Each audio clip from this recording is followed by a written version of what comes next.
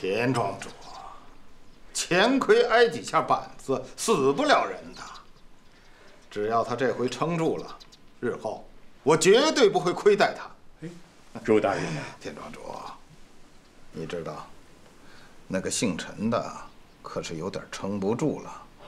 最近我又上了一道折子，已经送往京城了。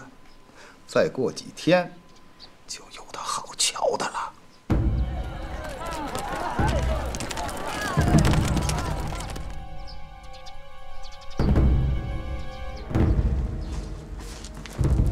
给皇上请安。平身。谢皇上。皇上，您怎么过来？朕一路想着些心事，就溜达溜达着到你这儿来了，想来看看你这儿可有什么新的折子递上来。我让人送过去的，您都看完了？那些啊，都是些大而无当的东西。明珠，可有和安府的消息？和安府？哦，来呀！皇上，这都是刚递上来的折子，请您过目。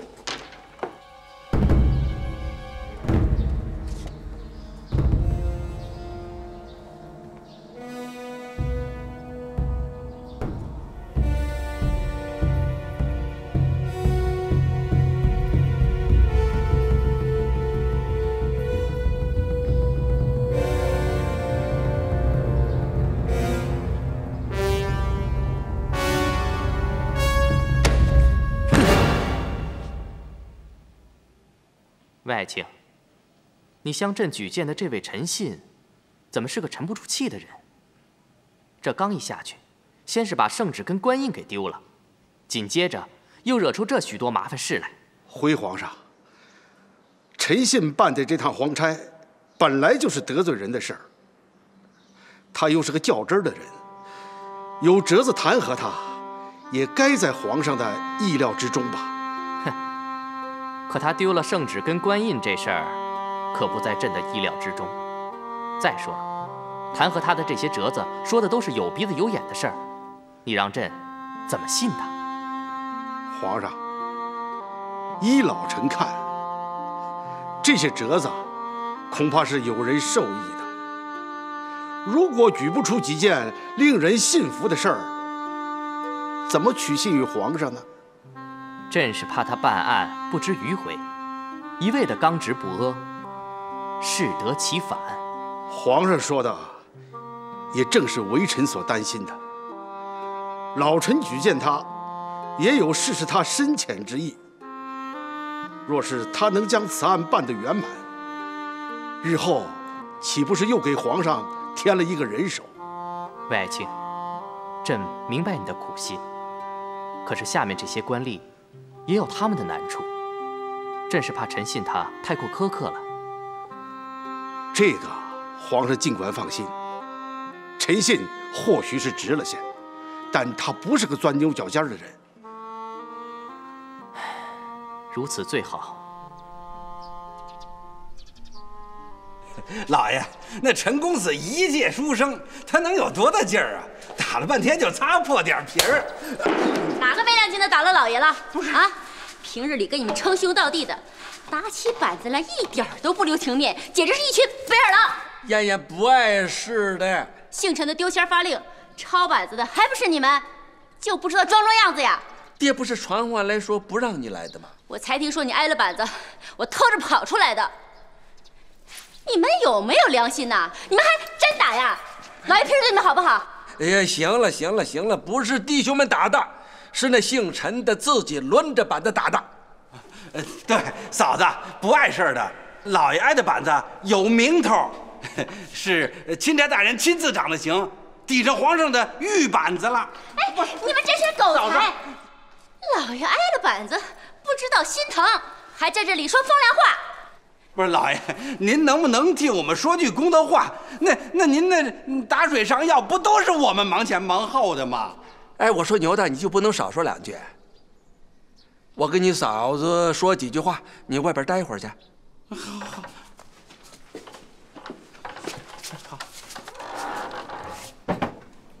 看看，没事吧？我说没事，他就是没事。我不过就是逗那个姓陈的玩玩，我倒没怎么着，他倒喘成一团了。听爹说，姓陈的最是死相了，你招他干什么？呀，不提他了。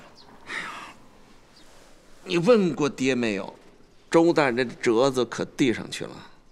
你尽管放心，周文正递上去2道折子了，明相也准备递折子呢。你不用怕，姓陈的日子长不了。他敢打你，这就找他算账去。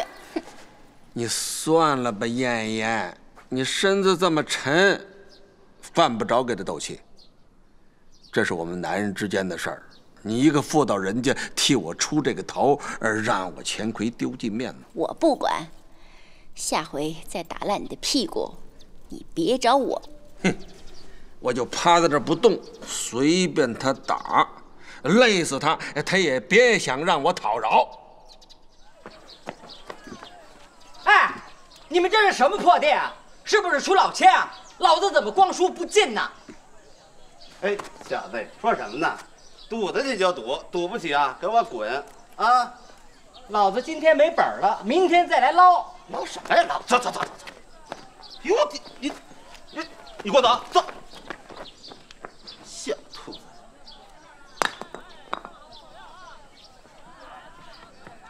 哎呦！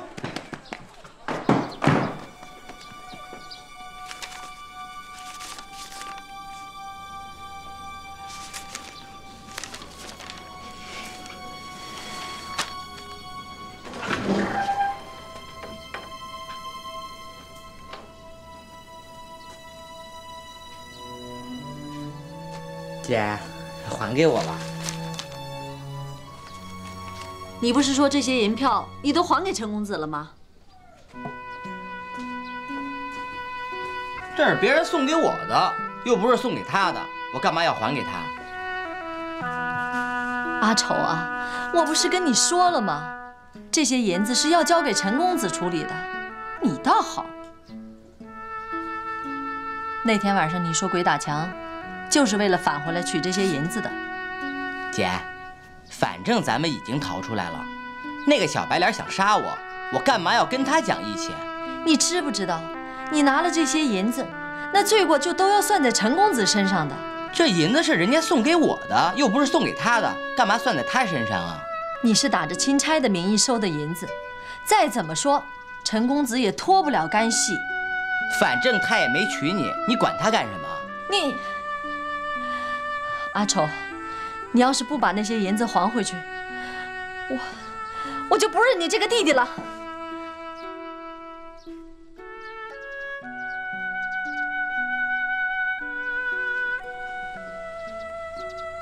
姐，你让我怎么还？我回去不是找死吗？咱们好不容易逃出来了，还怎么回去啊？也好，那这些银子我先替你收着。阿丑，我问你，除了这些还有吗？有一些已经被我输掉了。你想气死我呀你！反正输的也不多，你先借我点本钱，说不定我又赢回来了。你以为你是谁啊？你一去赌你就能赢啊？在清水那是郑天寿让着你，在这儿谁认识你啊？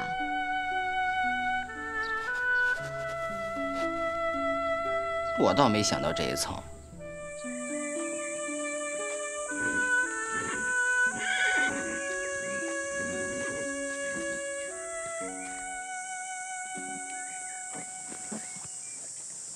姐，给我些银子好不好？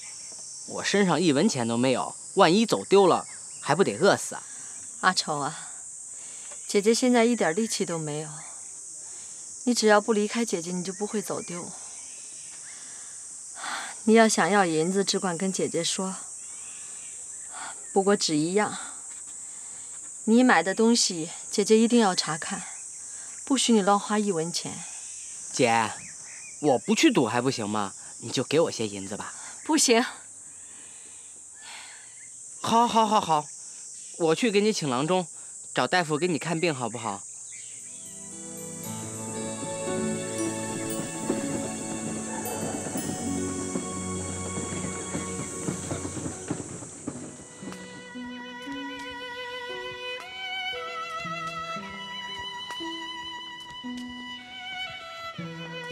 阿丑，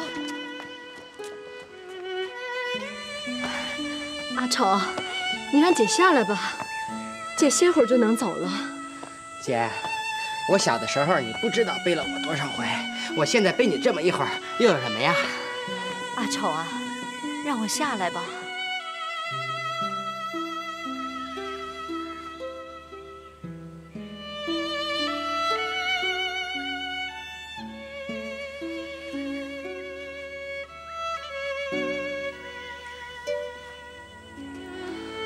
阿丑，你也磕几个头吧。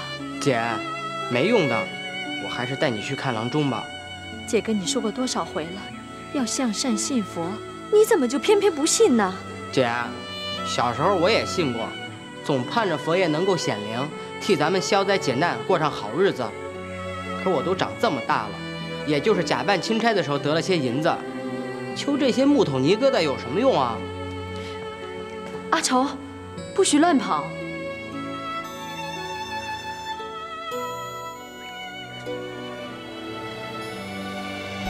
佛祖在上，请千万不要怪罪我的兄弟阿丑。阿丑虽然做过一些坏事，可是他的心底还是向善的。我把他自小拉扯到大，深知他的秉性，绝不敢对佛祖欺瞒，只求佛祖点化我这顽劣的兄弟，给他指一条正道。英英在这里给您磕头了。阿弥陀佛，女施主，我家师父有请施主后堂一叙。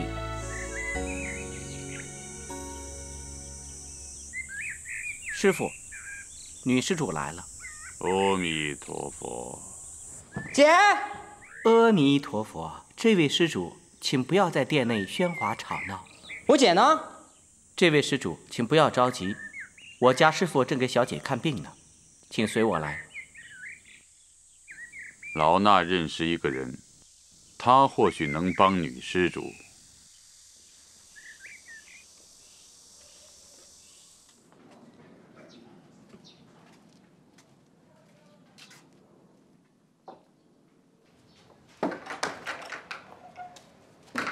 有人吗？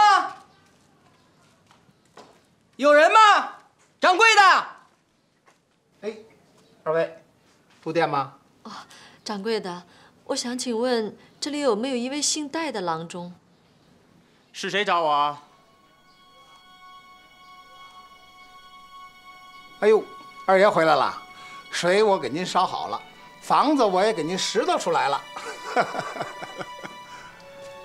是你找我吗？这位客爷，你是姓戴的郎中吗？鄙人姓戴，至于郎中，就要看你瞧什么病了。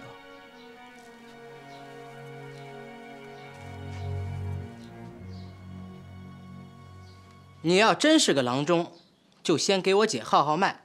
姐，你先什么都别说，我先听听她会不会诊病。她要是不会，就是个假的。我会治的只有2种病，别的可瞧不来。哪2种病？一种是官病，一种是心病。请问你们2位瞧什么病啊？阿丑，我们找对人了。姐，他说只会治官病和心病，咱们又不是当官的，又没什么心事，找他干什么？咱们还是走人吧，老和尚肯定是骗人的，这个人一定是个假的。阿丑，那你至少该把方丈那封信交给这位爷。是大悲师傅的信吗？哦，是啊，是啊。拿来我看看。那你得先告诉我你是不是郎中。是不是郎中，看了信才知道。你先把信给我。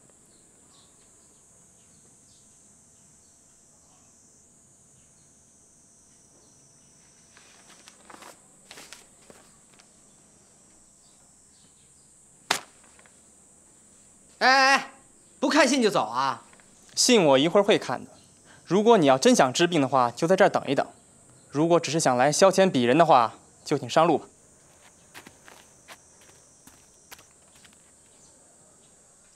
这个得需要3000两。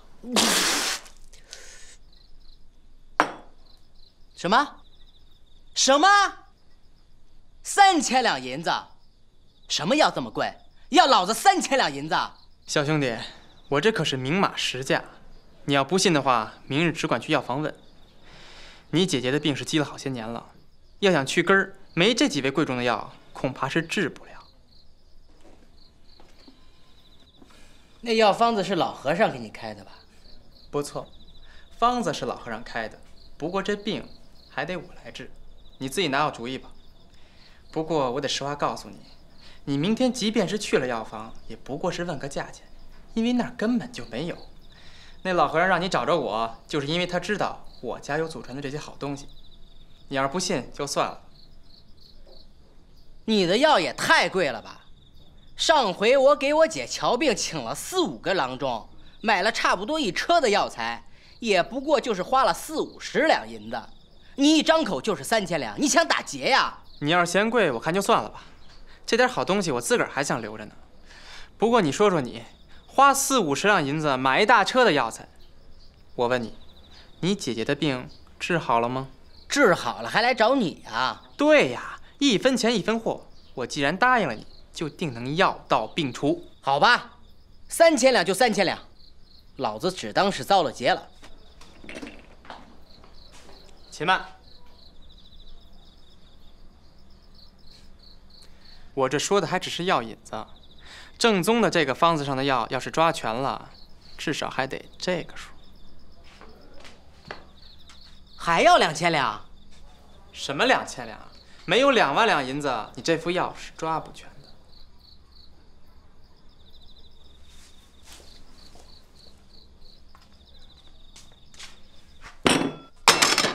你把老子杀了吧！你把老子的脑袋砍下来，看值不值2万两银子？小兄弟，你着什么急嘛？我这不过是随便说一说。你要是没银子就算了，我看你姐的脸色还能再挨一阵子，过个1年半载也死不了人。那1年半载以后呢？哟，那我可就说不准了。这病已经快到头了，就是因为要去根儿，所以才要费这么多的银子。要是再晚些，你就算搬来金山银山，我也无能为力喽。你甭骗人，说了半天，你就是想诈老子的银子。那老和尚肯定跟你是一伙的，不好好的当和尚净骗人，断子绝孙吧？小兄弟，那老和尚本来就结不了婚，他肯定是要断子绝孙的，你替他着什么急呀？我不跟你说了，你这个人一看就不像是正经的郎中，还2万两，你当老子是开钱庄的呢？不治了，老子不治了。阿丑啊，你能不能让他来诊一诊姐姐的病？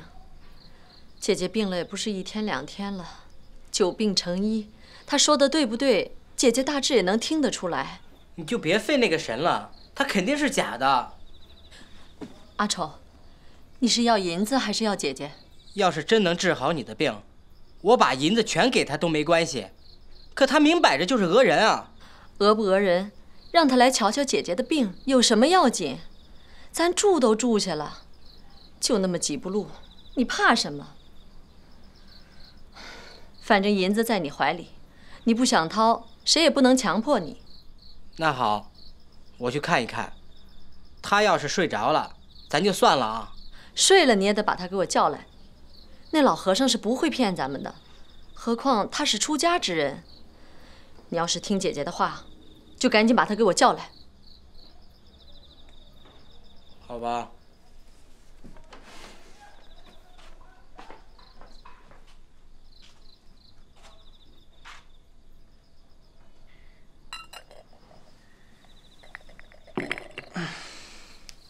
怎么着，想通了？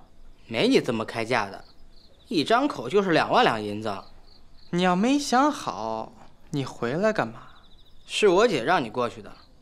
我告诉你，我姐可是懂医道的。你要是说的不对，我明天就把你当骗子告官拿你。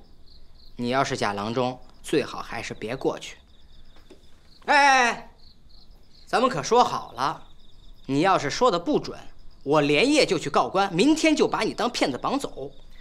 你呀，先在我这儿坐一会儿，一会儿我说对了，你可别舍不得你的银子。那我得陪你过去。你姐姐姑娘家的，有些个病症没法当着你面问。你要是不放心，我去找掌柜的陪着我瞧病，怎么样？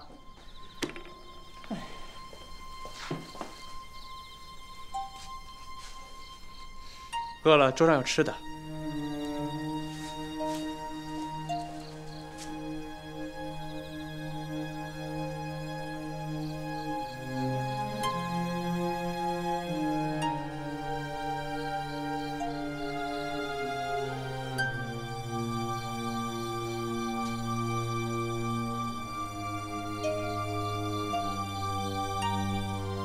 哎，醒醒！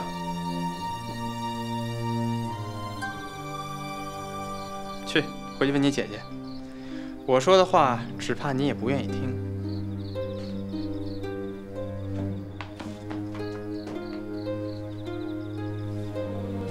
阿丑啊，有些个话，姐姐得告诉你。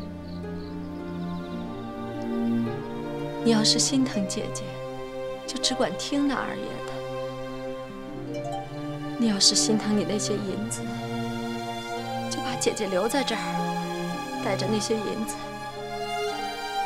你自己走吧。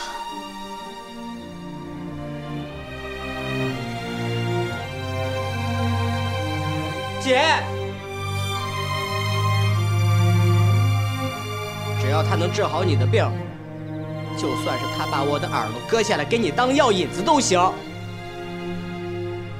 银子算什么？我这回没了银子，我还能去挣。等把你的病治好了，我一定会让你过上好日子的。姐，你别让我走行吗？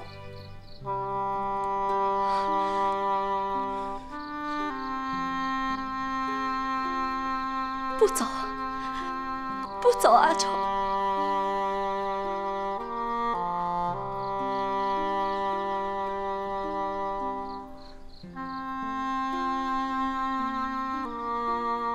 就这些了，总共加起来也就是18750两7钱银子。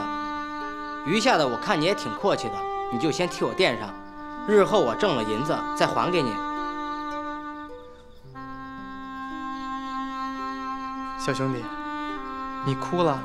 没有。我原要的也只是你一份心意，你既然倾囊而出，足见你有一份孝心。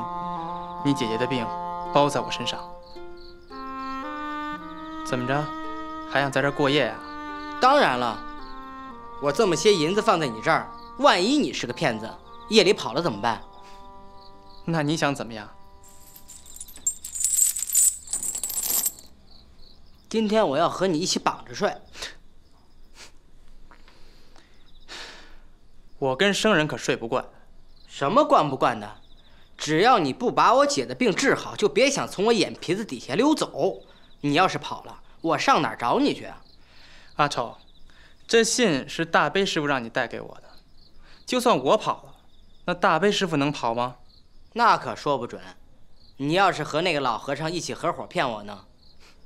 我跑，那老和尚跑了，他的庙能跑吗？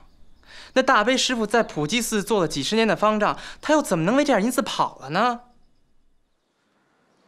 皇上圣鉴，臣举荐陈信，绝非出于私情。臣是看准了他的刚直，不徇私情。河安知府周文正是明珠大人的门生，又是安徽总督于国柱举荐的，他在河安府一手遮天。臣怕派一个圆滑的去，会和他们同流合污，到头来什么都查不出来。他也下去这么些日子了，那奏折倒是给朕递上来几道，可他不是称丢了圣旨跟官印，就是说那河安知府贪赃枉法，但他偏偏又拿不出证据来。你说，这么一个刚愎自用的人，怎么就入了你的眼了？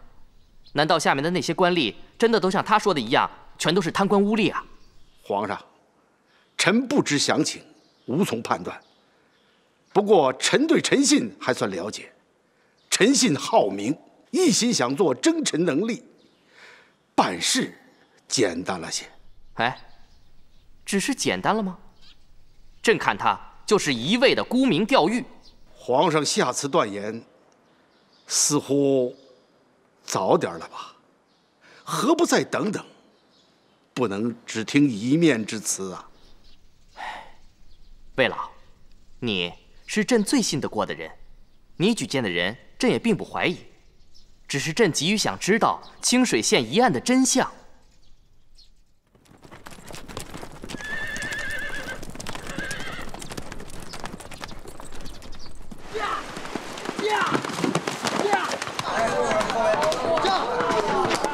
奉天承运，皇帝诏曰：督察院江南道御史陈信丢失圣旨官印，独断专行，巡查不明，有负圣恩。今罢免江南道御史之职，贬为庶民，就此闭门思过，听候旨意。钦此。吾皇万岁万岁万万岁！陈信接旨。臣接旨谢恩。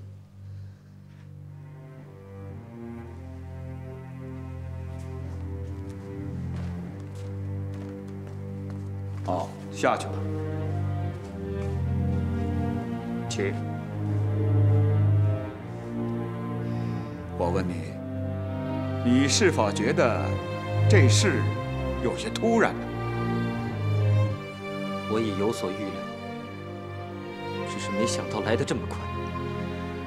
要是再容我些日子，你今后作何打算呢？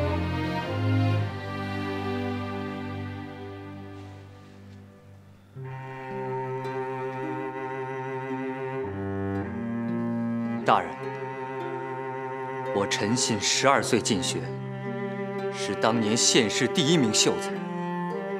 14岁乡试便中举上了校里，24岁得中进士，又在翰林院3年修撰，是魏相书魏大人替我举荐于皇上，我这才接了江南道御史之职，奉旨离京办案。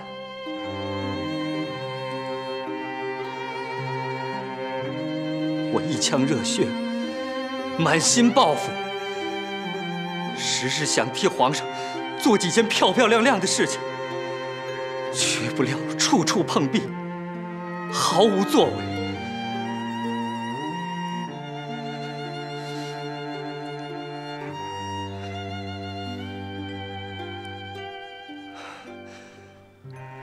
既然皇上让我闭门思过，我便暂在此住下，也好想想我究竟错在了哪里。听你这口气，好像你心中有些不服啊。在下不敢，在下有负圣恩，哪还有什么脸面敢生皇上的气？我只是觉得，就这么灰溜溜的走了，那些贪官污吏定会弹冠相庆，变本加厉。我只是咽不下这口气。我得提醒你一句，如果你在这长久住下去的话，您的意思是，或许还会有性命之忧。他们胆敢要我的命，岂不是欲盖弥彰？我死不足惜，只要能引起皇上的疑心，再派能干的钦差下来，我就是死也瞑目了。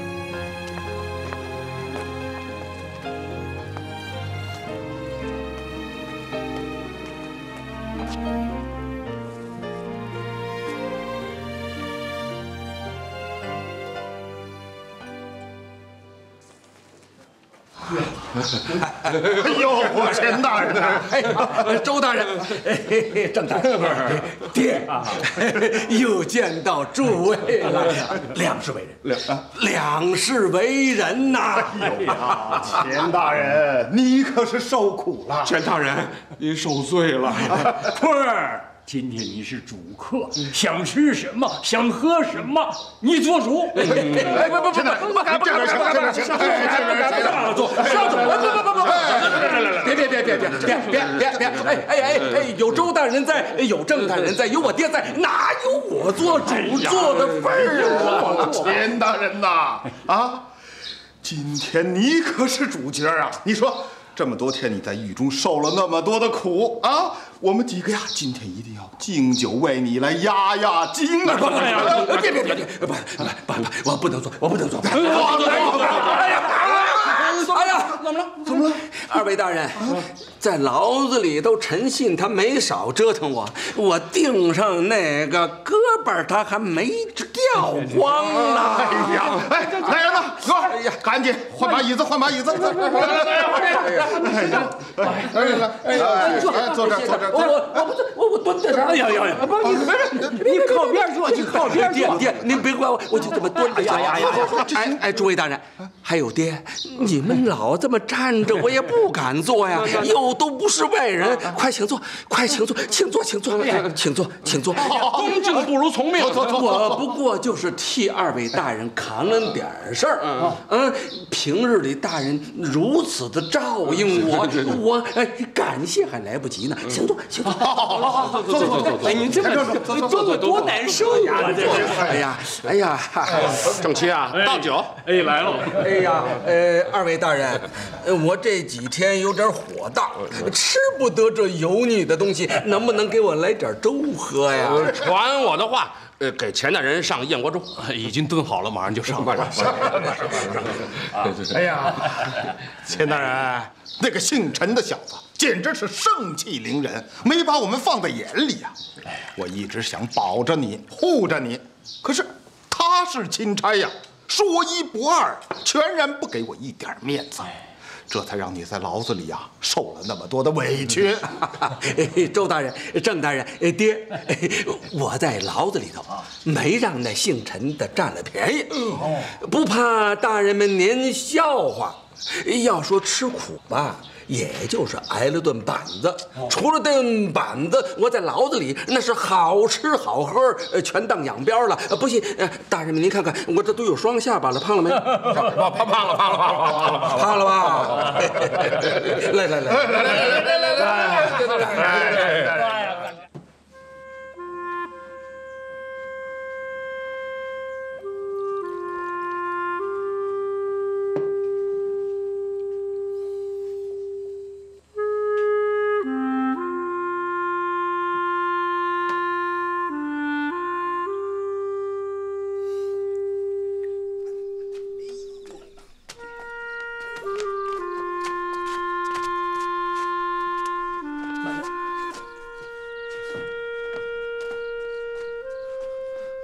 这到哪儿了？老爷，您喝多了，连自个儿家都不认得。老爷啊，到家了，咱们到家了啊，到老爷我家了。对呀，那我媳妇儿怎么不出来迎我呀？丫丫。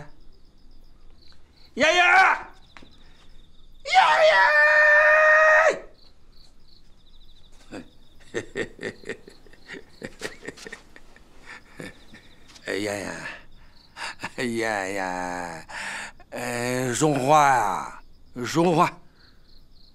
我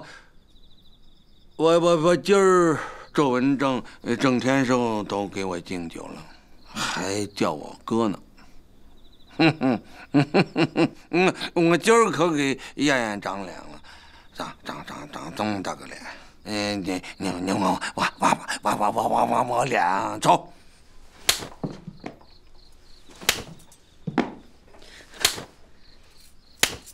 嫂子，今儿个我们老爷可是露脸了，他刚从牢子里出来，屁股上的伤还没全好呢，您好歹给个面子啊！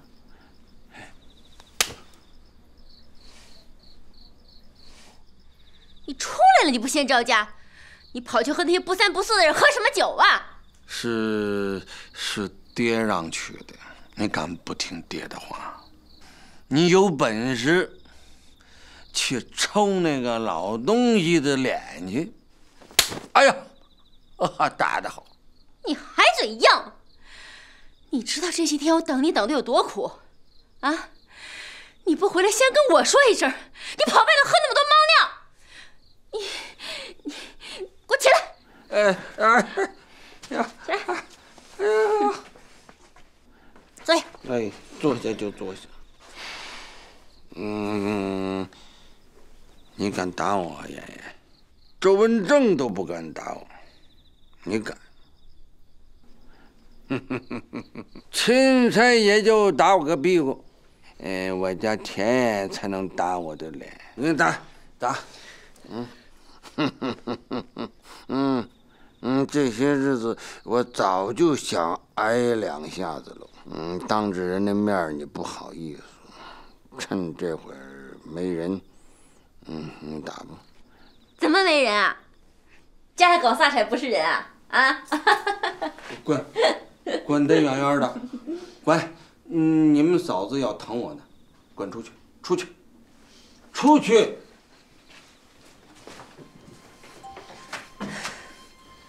哎呦！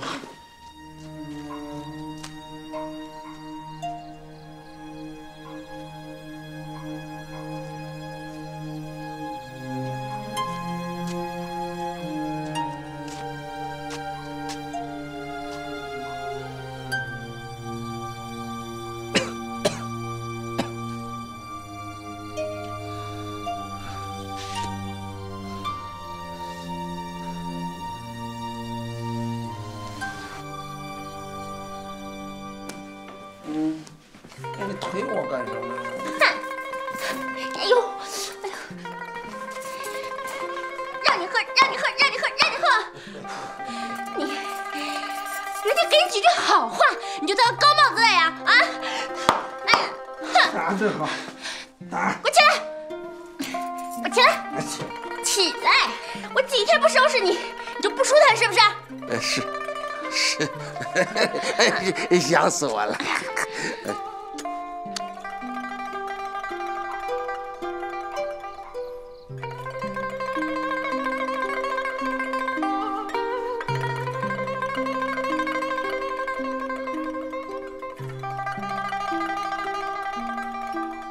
你这是弄啥景呢嘛？还让我坐那个桌子上，你干嘛想给我洗脚？你不是折杀我了吗？你有功，周文正、郑天寿都给你敬酒了。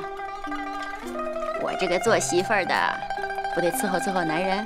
丫丫，您待我这么好，我都有点不习惯了。我就得让你习惯习惯，别生就的贱命，就享不了个福。哎，你还别说，这几天我没挨你两下子，你也没掐我几下，我还真有点心里痒痒。哎呀，以后在人前也给我端点老爷的架子啊，别让那些狗刷才看笑话。哎，周文正真的敬你酒了？那可不，敬我好几杯呢，左一杯右一杯，一杯又一杯。郑天寿个老杂毛，他也不闲的，也跟周文正学，敬了我好几大杯。咱爹那乐子大了，从我进了你田家门，咱爹的眼里我就一三孙子，今儿可把称兄道弟起来了。燕燕，差一点你就得喊我一声叔叔。哎呀，掐哪儿不好掐腿啊？掐脸，脸不疼腿疼，这肉嫩。你给我听着，爹还好说，那周文正、郑天寿都不是什么好东西。敬你的酒是因为你替他们扛着命呢，你受了这么多的苦啊，几句好话你就知足了。燕燕，我身为清水县县令，钦差来了，首当其冲的，那就得是我顶着。他们官儿的那架子也大，要的是个面子。跟钦差他们软磨硬泡耍戏法儿，那还得就是我。要让他们还真他娘玩不转。瞧瞧瞧瞧，给脸了不是？你给我听好了，别信他们说那些好听话，他们就是给你许下天大的愿，你也别信，只记住一条，先保自己的命。这一回他们没有卖你，下一回可就说不准了。妍妍，这就是你不对了。周文正、郑天寿他们要是卖了我，你说他们能得什么好？中间还夹着咱爹呢。你不用担心。啊呸！我就知道你浑身没二两，经不住几句好话。人家给你个棒槌，你就当真了？等害起你来呀，你死都不知道怎么死的。那药丸子你不都试了吗？阿丑也试了，不都没事吗？你记住了，别看周文正是你的上司，衙门里还有你的兄弟，算上爹，这所有的人都只当你是个替人顶杠的棒槌傻蛋。只有我才是真心实意的护着你，以后凡是遇见什么事儿，都得留个心眼儿。知道了。